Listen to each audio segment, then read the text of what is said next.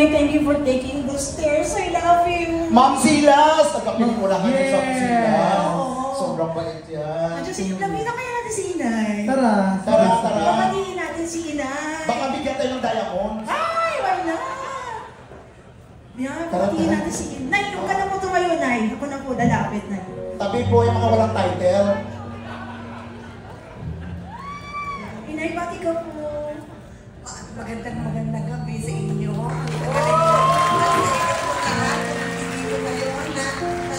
Kinig sila.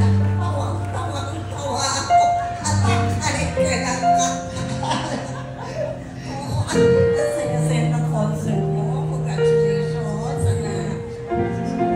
Ay, sabi ako Thank you, Inay. Salamat po sa support.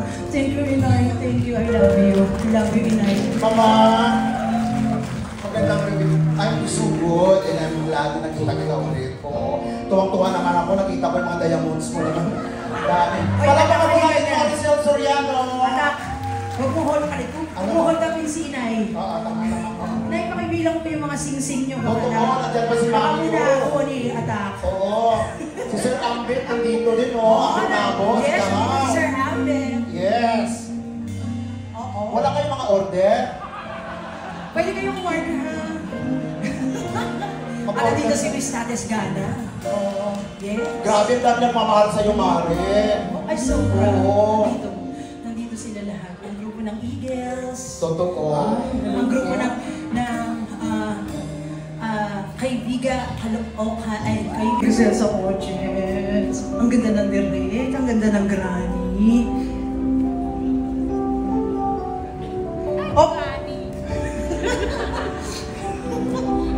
Parang hindi ako gaganda, bigay ni Hinay Maria ko. Bago kong kaibigan. Alabia.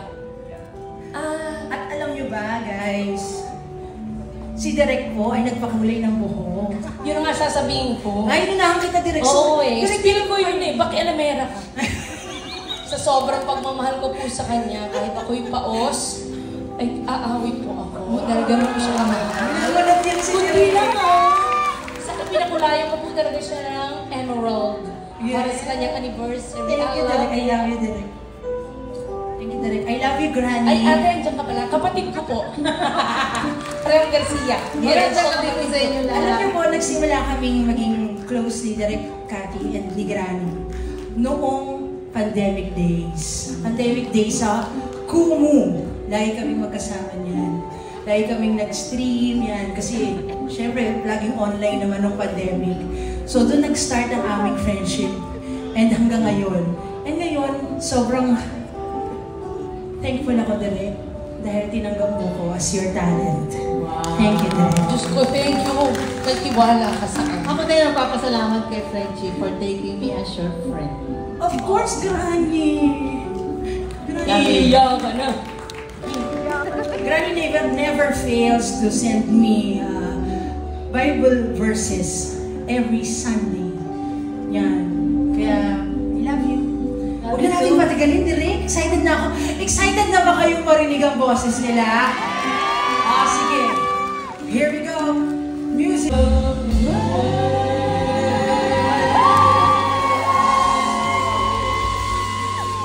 Maraming salamat po. Thank you. Thank you, Lord.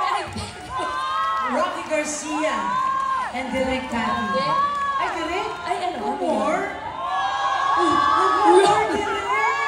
Naka-steroids na ako. Thank you sa doctor ko.